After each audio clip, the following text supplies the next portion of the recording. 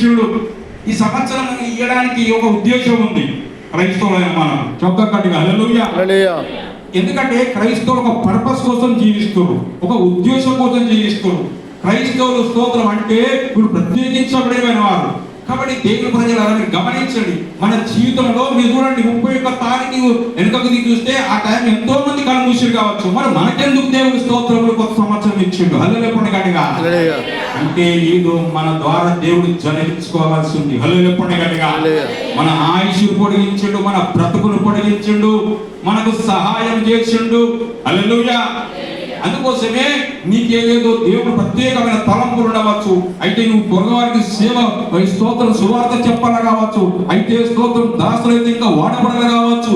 ఏదో ఉద్దేశంతో మనుషులకు దేవుడు ఆయుష్ పొడిగిస్తా ఉంటాడు. చెప్తాం గట్టిగా హల్లెలూయా. చెప్పండి గట్టిగా హల్లెలూయా. అందుకోసమే దేవుని దాసులారా అలాగనే స్తోత్రం విశ్వాసంగా కలిసి ఉన్నారు కాబట్టి స్తోత్రం రైట్ కలిసి మనం వాక్యాన్ని పంచుకుందాం. చెప్తాం గట్టిగా హల్లెలూయా. చెప్తాం గట్టిగా హల్లెలూయా. నాకు ఇదే కోరిక, అందరు కలిసి స్తోత్రం కలిసి ఇలాగా చేయాలి. ఒకప్పుడు ఇలా చేసాము, నాన్నగారు ఉన్నప్పుడు ఒకసారి ఇక్కడికి వచ్చాము మేము. స్తోత్రం కలిసి జరిగితే బాగుంటది.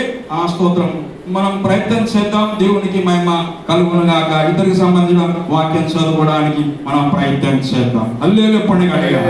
అందరికి క్రైస్తవులైన మనకు ప్రత్యేకించబడిందంటే మనకు ప్రార్థన జీవితం ఉండాలి. ఆమె చెప్పండి గట్టిగా. ఏముండాలి? ప్రార్థన జీవితం. ప్రార్థన ఉండాలి. ప్రార్థన చేయని క్రైస్తవుడే కాదు. ఈ ఉదయకాలంలో మీరు పొద్దున్న లేచి అన్ని మనం తీసుకోవచ్చు, కానీ అంతకంటే ముందు మనం కూడా చేయవలసి ఉంది. 5:30కో 4:30కో ఏం చేయాలి? ప్రార్థన చేయాలి. ప్రార్థన చేయాలి. ప్రార్థన చెయ్యాలి. హల్లెలూయా పండుగగా. నేను అంటాను, దేవునికి మొదటి సమయం ఇవ్వకపోతే నువ్వు దేవునికి దూరం అయిపోతున్నావు అంటే. ఫస్ట్ మనం దేవునికి సమయం ఇవ్వడం నేర్చుకోవాలి. శబ్దం గట్టిగా హల్లెలూయా. మన జీవితంలో దేవునికి సమయం ఇవ్వడంత బిజీలోకి వెళ్ళిపోతున్నాం. అసలు అది ఇక్కడ క్రైస్తవం నాకు అర్థం కాదు. దేవునికి సమయం. మన కీర్తన గ్రంథం ఒక మాట చూసుకుందాం. 5వ కీర్తనలో చూడండి ఒక మాట కనబడుతుంది మనకు. ఎవరైనా సహాయం చేయండి. కీర్తన గ్రంథం 5వ అధ్యాయం స్టీల్ గారు సహాయం చేస్తారు. 5వ మొదలు మాట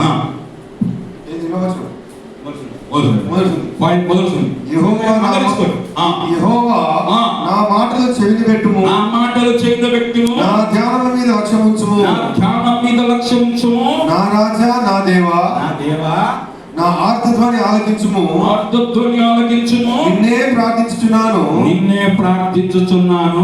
యెహోవా యెహోవా ఉదయమున నా కంఠస్వరము, ఉదయమున అందరూ తీసుకోరాము. ఉదయమున నా కంఠస్వరము నీకు వినబడును. ఉదయమున నా ప్రార్థన, ఉదయమున నా ప్రార్థన నీ సన్నిధిని సిద్ధము చేసి కాచి ఉండును.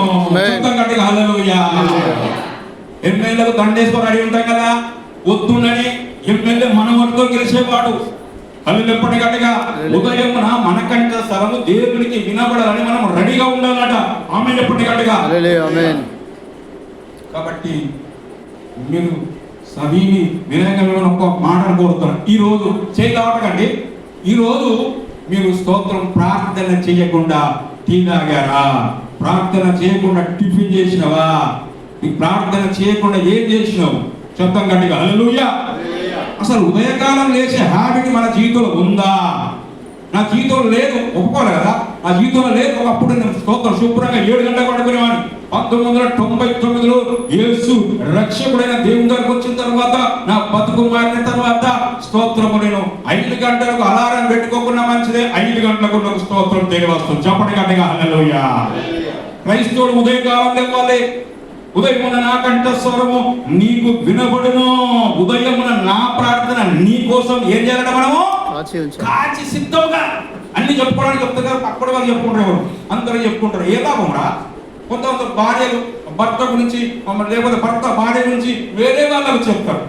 కాబట్టి నేనంట దేవుని ప్రియులారా, యేసులో సాగుతున్న మనము ఉదయకాల ప్రార్థన ఎంతమంది చేస్తుండ్రు? శబ్దం గట్టిగా హల్లెలూయా. ఎంతమంది క్వశ్చన్ వేస్తూనే బిడ్డారా, ఉత్సాహపరుస్తున్నా, చేయలేకపోతున్నా చేయి ప్రారంభించు. నీ దేవుడు సర్వశక్తిమంతుడు, నీ దేవుడు నిజమైన దేవుడు. ఆయన కోసం ప్రార్థన చేయడానికి సమయం లేకపోతే మనం క్రైస్తవులుగా ఉండడానికి మీరే చెప్పాలి. మరి క్రైస్తవుల పేరుగా నేను ఒక మాట వాడదా ఎక్కడైనా అల్లేపండి గట్టిగా చేస్తే ప్రార్థన చేయాలి, లేకపోతే యేసు ప్రభువును వదిలేయాలి. ఆమె చెప్పండి గట్టిగా. ఎందుకంటే ఒక డైలాగ్ కొడతారు ఎక్కడ విశ్వాసులు, అయ్యా నీకు ఇప్పుడు అమ్మ ప్రార్థన చేస్తున్నావా లేదు, ఉదయకాలం చేస్తున్నావా లేదు, సంఘానికి వస్తున్నావా లేదు, మరి సమస్యలు రావా నీకు? వస్తాయి కదా మరి, చెప్పండి గట్టిగా హల్లెలూయా.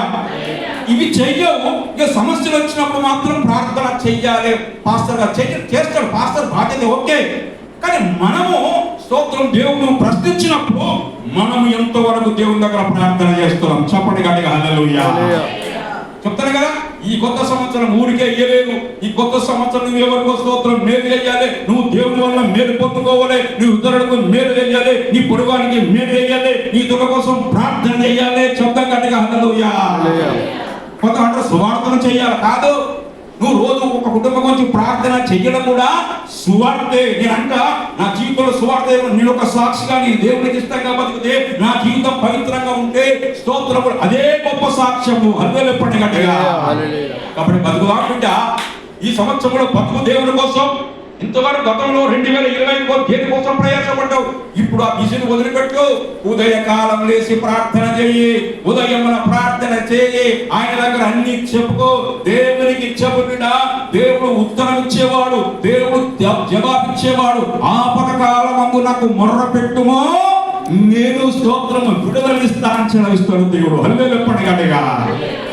ఆయన మర్చిపోతామా కదా, ఆయన మర్చిపోతామా? కాబట్టి మీరు ప్రశ్నించుకోవాలి, మారిపోవాలి. చెప్తాం గట్టిగా హల్లెలూయా.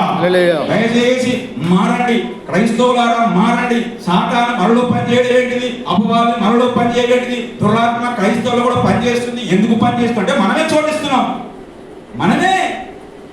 అసలు మనపై సైతాన్ గడ దాడి చేయండి. అక్కడ చూస్తూ ఉంటే సైతాన్ గడ క్రైస్తవులు దొరబడుతుంది. ఆ సైతాన్ గడ అంతా అరే ఇదేంటి అంటే ప్రార్థన లేదు, వారి పేరుకే క్రైస్తవులుగా మారిపోయింది. అది ప్రమాదం, అది నీ పునాదికి ప్రమాదం. కాబట్టి దేవుని ప్రియులారా, యేసులో సాగుతున్న మనము, యేసులో నడుస్తున్న మనము, మనకు ప్రార్థన జీవితం అవసరం. చెప్తాం గట్టిగా హల్లెలూయా.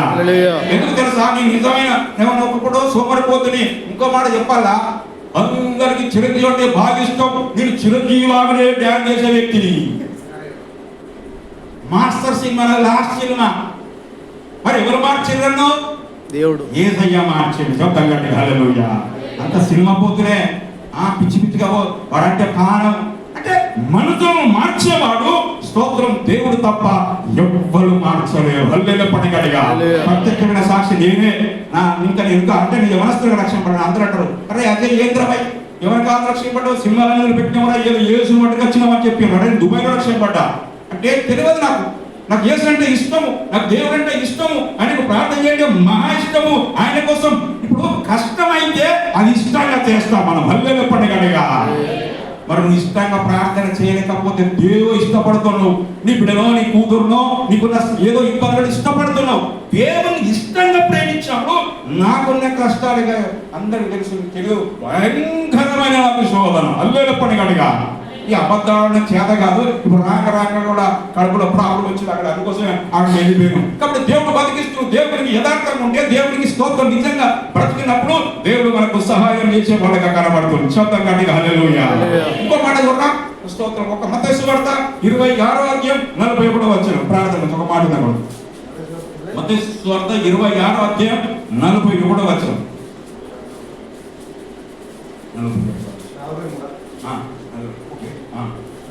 తిరిగి వచ్చి వారు మరలా 41.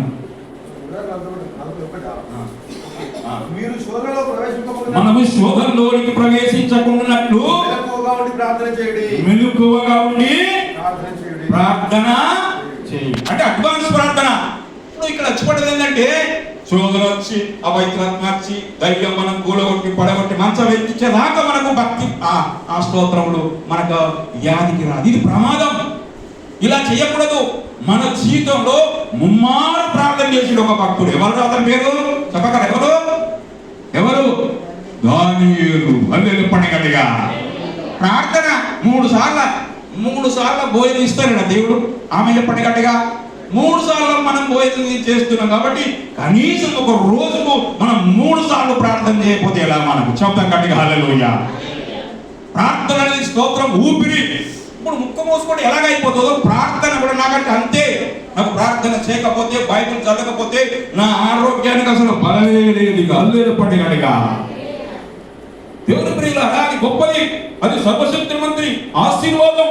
కాబట్టి స్తోత్రం వాక్యము, ఆ తర్వాత ప్రార్థన చేసే వ్యక్తికి శోధన వచ్చిన తొలిపోద్ది, అనారోగ్యం వచ్చిన తొలిపోద్ది, ఆపద వచ్చిన తొలిపోద్ది. ఎందుకంటే 2 సమానంగా మనం చెయ్యాలి. దేవుడికి మహిమ కలుగునుగా. హల్లెలూయా. వాక్యం కూడా వినాలి, వాక్యం వినాలి. వాక్యం బాగా వింటేనే మన జీవితంలో స్తోత్రంలో దేవుడు తోడుగా ఉంటాడు. ఎందుకంటే స్తోత్రం వాక్యం అంటే చూడు, మనకు యోహాను సువార్త 1వ అధ్యాయంలో ఏమంటున్నాడు అక్కడ చూడు. ఒక యోహాను సువార్త సాయంత్రం యోహాను సువార్త 1వ అధ్యాయం 2 వచనాలు. ఆదియందు వాక్యం ఉండెను. అందరూ తీసుకోనా? వాక్యము దేవుని యొద్ద ఉండెను, వాక్యమే దేవుడై ఉండెను. ఆయన మూలంగా కలిగెను, కలిగి ఉన్నది ఏదియు ఆయన లేకుండా కలగలేదు. శబ్దంగా హల్లెలూయా. ఈ లోకంలో చూస్తున్న ఆయన లేకుండా ఏది కలగలేదట. కలగజేసిన దేవుని మర్చిపోతామా? ఎంత ప్రమాదం ఇది. కలగజేసిన దేవుడట, ఆయన లేకపోతే మనకు బ్రతికే లేదు. ఆ దేవుని మర్చిపోకూడదు. ఆ దేవునికి ఎంత ప్రార్థన చేసినా, నువ్వు ఎంత ఇష్టంగా బతికినా, నీ జీవితంలో దేవుని దగ్గరికి ఏ రుణం మనం తీర్చుకోలేము. ఆమె చెప్పండి గట్టిగా. అందులో ఇప్పుడు ఆయన లేకుండా ఏదియో కలగలేదు. నేను కలగజేసిన వాడు ఆయనే, నన్ను కలగజేసిన వాడు ఆయనే, సర్వం కలగజేసిన వాడు ఆయనే. ఆయన సృష్టికర్త, ఆయన స్తోత్రం వాక్యమై ఉన్న దేవుడు. దేవునికి మహిమ కలుగునుగాక. హల్లెలూయా. కాబట్టి స్తోత్రములు మన జీవితంలో కొత్త సంవత్సరంలో మన కోసం స్తోత్రములు గొప్ప ఒక సంవత్సరం ఇచ్చిందంటే నువ్వు దీవించబడాలని, నువ్వు ఆశీర్వాదం పొందుకోవాలని, నువ్వు పొరవారి కోసం ప్రార్థన చెయ్యాలని, నువ్వు సంఘం కోసం ప్రార్థన చెయ్యాలని, నువ్వు స్తోత్రము ఈ గ్రామం కోసం ప్రార్థన చెయ్యాలని, ఏదో పర్పస్ కోసం, ఏదో ఉద్దేశం కోసం మనం 2026 దేవుడు బతికించుకుంటాం. హల్లెలూయా పండుగ. హల్లెలూయా. కాబట్టి బతికించుకున్నవాడు ఆయన సర్వశక్తి మంతుడు. కాబట్టి వాడుకో అనే స్తోత్రం అంటా ఉంటాడు. చూద్దాం ఒక చరణం వాడదాం. వాడుకో యేసయ్యా నీ కాడి నే మోస్తా. వాడుకో యేసయ్యా నీ కాడి నే మోస్తా. వాడిపోక ముందే నన్ను వాడుకో, పొద్దు వాడిపోక ముందే నన్ను వాడుకో, వాడిపోక ముందే నన్ను వాడుకో, పొద్దు వాడిపోక ముందే నన్ను వాడుకో. నీవిచ్చిన యవ్వన బలము నిర్వీర్యం కాకముందే, నీవిచ్చిన యవ్వన బలము నిర్వీర్యం కాకముందే, నాకున్న రెక్కలొచ్చిపోకముందే, చేజారిపోకముందే, నాకున్న అవకాశం చేజారిపోకముందే, వాడుకో యేసయ్యా నీ కాడి నేను మోస్తా. వాడిపోక ముందే నన్ను వాడుకో, వద్దు వాడిపోక ముందే నన్ను వాడుకో. చొక్కటి హల్లెలూయా. మన యవన కాలం అంతా తొలగిపోతుంది, 50 దాటిపోతుంది, 60లోకి పడిపోయినాం. ఏం చేశావయ్యా? దేవుని కోసం ఎలాగా బతుకమంటే మనం ఏం చెప్పగల? భూలోకం శాసనం కాదు. ఒకవేళ కనిపిస్తే దేవుని దగ్గర మనం స్తోత్రం ఉత్తరవారిగా ఉంటున్నాం, ఆయనకు జవాబిచ్చేవారిగా ఉంటున్నాం. కాబట్టి దేవుని దాసులారా, అలాగనే స్తోత్రం దేవుని విశ్వాసులారా, మనం స్తోత్రం చదువుకున్న మాటలు బట్టి చూస్తే ఆయన వాక్యమై ఉన్న దేవుడు. వాక్యం నీ దగ్గర ఉంది, నీ బైబిల్ చేత ఉంది. హల్లెలూయా పండుగగా. ఒకవేళ నయ్యం ఉంది, 12 రాష్ట్రాల్లో చెలరేగుతుంది, 12 రాష్ట్రాలు విపరీతంగా బాధపడుతున్నాయి. అక్కడ బైబిల్ చదవరాదు, ప్రార్థన చేయరాదు. ఛత్తీస్గఢ్, మణిపూర్ ఆ ప్రాంతంలో మనకైతే ఆ స్థితి రాలేదే. చదవగట్టిగా హల్లెలూయా. జాగ్రత్త. ప్రార్థన ఆలయాలు ముయ్యబడ్డారు. ఆ ప్రాంతంలో దాడి చేస్తున్నారు. ఇక్కడ వస్తే నాకు తెలుసు, ఇక్కడ వస్తే BRS రావాలి, ఆ తర్వాత కాంగ్రెస్ రావాలి. వాళ్ళు ఇక్కడికి రానే రారు. ఆమె చెప్పండి గట్టిగా. సరే ఏంటి సంగతి? అక్కడ ఆడదాలు బంద్ చేయబడ్డాయి, కష్టములు పన్నీరు రాష్ట్రాలు. కాబట్టి దేవుని ప్రియులారా, దేవుని దాసులారా, ఏం చేయాలంటే ఒకటే చెయ్యాలి, ప్రార్థన చెయ్యాలి. అందరూ పండుగ అడవండి వార్త మోడీలు వచ్చినా ఏం కాదు, ప్రార్థన అనే. ఓ మోడీల కంటే అందరికంటే ఓ స్తోత్రం, గొప్ప దేవుడు, సర్వోన్నతుడు, సర్వశక్తివంతుడు, జీవం గల దేవుడు, నువ్వు ఆరాధన చేసిన సర్వశక్తివంతుడు, సర్వశక్తికర్త నీ పక్షం ఉండగా ఎవరేమనుకున్న బైబిల్ పని చేస్తున్నా ఓ స్తోత్రం, ఓ వ్యక్తి ఇంట్లోనే బైబిల్ ఏం చేస్తుంది నీకు దాసొచ్చు. బైబిల్ వాళ్ళ ఇంట్లోనే ఏం చేయబడుతుంది, ప్రింట్ చేయబడుతున్నాయి. ఆమె చెప్పండి కడిగా. అట్లా చేస్తాడు దేవుడు. చెప్తాం కట్టి హల్లెలూయా. నాకు మా ఇంటికి వచ్చి ఒక పాసలు వస్తుండే, నేను యేసుక్రీస్తు నమ్మకం నిలబొట్టినా అంతేదా సరి చేసుకుని వచ్చినాం అని చెప్పి 87 నిలబొట్టినా. ఆ తర్వాత నేను దుబాయ్ వెళ్ళినా. ఈ దుబాయ్ పోతే ఈ సంవత్సరం పాసం అక్కడికి వచ్చాడు. అక్కడ నేను 1980 రక్షపడ్డా. అయితే నా స్తోత్రం డ్రైవర్గా ఆ డ్రైవర్ నడుపుతున్నప్పుడు అక్కడ చెప్పించారు. ఆయన నా పక్కన పోయి నేను డ్రైవర్ చెప్తున్నా. అజయ్ గారు ఎలాగో నేను జ్ఞాపకం ఉన్నానా, నా పేరు సంవత్సరం మీటికి వచ్చిన నన్ను నిలబెట్టు అని చెప్పి. అవును సార్ అంటే దేవుడు నాకు ఉంటుంది. ఎవరైతే వ్యతిరేకంగా బాగా పనిచేస్తున్నారో ఫస్ట్ వారిని దేవుడు పట్టుకుంటారు. చెప్పండి గట్టిగా హల్లెలూయా. నేను అందరికి చేసేవారు చెప్తా, వేసేవారు చెప్తా నమ్మడమ్మా నాకంటే రా నేను పెద్ద వ్యతిరేకిని, అసలు నాస్తికు. నేను ఏది మీరు ఏది నమ్మకూడదు. ఏ దేవుడు లేడు, తిరుగు పని చేసుకో, మనిషిగా బతుకులపై దేవుడు లేడు, కష్టం ఉందా, తెలివి ఉందా, బుద్ధి ఉందా, పని చేసుకో అనే వ్యక్తిని యేసయ్య రక్షించుకున్నాడు. హల్లెలూయా గట్టిగా. ఆ పరమ సూర్యనాల బుక్కు చదివాను. స్తోత్రం అంత చదివి నిజమైన దేవుడు, సత్యమైన దేవుడు అలాగా పునాదిని బలంగా చేసుకొని నిలబడ్డ. ఆస్తి పోయింది, బలం పోయింది, ధనం పోయింది, కారు పోయింది, అన్ని పోయిన మంచిదే. యేసయ్య ఉంటే చాలా నిలబడ్డాం. హల్లెలూయా గట్టిగా. యేసయ్య ఉంటే అన్ని కోల్పోయింది. రాత్రి తెలుసు మీకు తెలియదు విశ్వాసారా, అన్ని కోల్పోయినాం, ఏమి లేదు. ఇప్పుడు సంఘం ఇచ్చిన దాంతో బతుకుతున్నాము. దేవునికి మహిమ కలుగునుగాక. చెప్పండి గట్టిగా హల్లెలూయా. అంత గొప్ప దేవుడు. ఆటంకాలు, అవరోధాలు, స్తోత్రం ఎన్నో వచ్చినాయి. కానీ ప్రార్థన అనేది నీకున్నప్పుడు, ప్రార్థన జీవితం, వాక్యం చదువుకున్న స్థితిలో నువ్వు ఉంటే సమస్యలు వచ్చినా విడిపించుతాడు, అనారోగ్యం వచ్చినా దేవుడు విడిపించుకుంటాడు. శబ్దం గట్టిగా హల్లెలూయా. చెప్పండి గట్టిగా హల్లెలూయా. అయితే ఏం చేయాలి? ప్రార్థన చేయాలి. ఏం చేయాలి? మనము ప్రార్థన చేయాలి. వాక్యం చదివి రెండు మరొకటి తినండి మీ జీవితంలో. ఇవి రెండు నీ జీవితంలో ఉన్నాయా? శోధకులు వచ్చినా, దయ్యాలు వచ్చినా, మంత్రతంత్రాలు వచ్చినా అవి నేను పని చేయబిడ్డ. అందుకోసమే అవి స్తోత్రములు మన జీవితంలో ఏకరీతిగా ముందుకు వెళ్ళాలని దేవుడు కోరిన మాటలు జ్ఞాపకం చేసుకొని ఇష్టపడుతున్నా. ఎఫెసీ పత్రిక 6వ వచనం.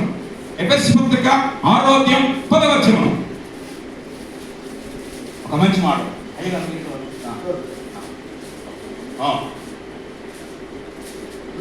తుదకు ప్రభు యొక్క మహాశక్తిని బట్టి ఆయన బలవంతులైండుడి. మీరు అపవాది తంత్రములను ఎదిరించుటకు శక్తిమంతులగునట్లు దేవుడిచ్చి సర్వాంగ కవచమును ధరించుకొనుడి. నేను యేసుక్రీస్తుని నమ్ముకున్నప్పుడు ఈ వైద్యుడికి జరిగిన యేసుక్రీస్తుని నమ్ముకుని శుభ్రంగా పడుకుందామంటే ఏదో పోరాటం ఉందడం. శబ్దం గట్టిగా హల్లెలూయా. ఇప్పుడు పాస్టర్ అడిగిన ఏం పాస్టర్ ఇది? తుదకు మహాశక్తి, దేవుని శక్తిని బట్టి, మహాశక్తి బట్టి ఆయన అందు ఎలా ఉన్నాడట? బలవంతుడు. చికెన్ తింటే రాదు, బిర్యానీ తింటే రాదు, మంచి మంచి కూరగాయలు రాదు. దేవునితో ప్రార్థన చేసి బ్రతుకులుగా అడ్వాన్స్ గా ప్రార్థన చేసి ఆయన దగ్గర గోదాన్ని మర్ర పెట్టి నీ అభిషేకమయ్యా, నేను పవిత్రంగా తీస్తాను చెప్తే ఆయన శక్తి నీలోనికి వచ్చేస్తుంది. శబ్దం గట్టిగా హల్లెలూయా. తుదకు ఆయన మహాశక్తిని బట్టి ఆయన యందు ఎలా ఉన్నాడట? బలవంతులై ఉండుడి. హల్లెలూయా. ఇదే బలం, ఆత్మీయ బలం. ఆత్మీయ బలం ఉంటే చూడు, దేనికి భయపడు, దేనికి చెక్కడు. అసలు శోధనలు నీ దగ్గర కూర్చుండి ఇది ఎంత వేధించినా దుష్టాత్మ ఎదురు నిలబడ్డ భయపడు. కారణం ఏంటంటే దేవునిలో బలంగా ఉంటారు కాబట్టి. శబ్దం గట్టిగా హల్లెలూయా. కాబట్టి నీ బలం ఎక్కడ బిడ్డ? వాక్యమా? నీ బలం ఎక్కడ బిడ్డ? ఆరాధన? నీ బలం ఎక్కడ? ప్రార్థన. రెండే చెప్తారు కదా. అయితే ప్రార్థన, అయితే ఆరాధన. స్తోత్రం లేకపోతే బైబిల్ చదవడం. చెప్పు గట్టిగా హల్లెలూయా. ఇది నా అనుభవం. నాకు ఆరాధన చేసినా మనసంతా నిండిపోతుంది. శబ్దం గట్టిగా హల్లెలూయా. సమకూర్చు ఆరాధన మాకు సమకూర్చు వారికి ఆరాధన సమకూర్చు వారికి ఆరాధన మాకు సమకూర్చు వారికి ఆరాధన హల్లెలూయా హల్లెలూయా నీకే ఆరాధన హల్లెలూయా హల్లెలూయా నీకే ఆరాధన సమకూర్చు వారికి ఆరాధన నాకు సమకూర్చు వారికి ఆరాధన యెహోవా నీవే సమకూర్చు వారికి మాకు సమకూర్చు వారికి సమకూర్చు వారికి మాకు సమకూర్చు వారికి సమకూర్చు వారికి ఆరాధన మాకు సమకూర్చు వారికి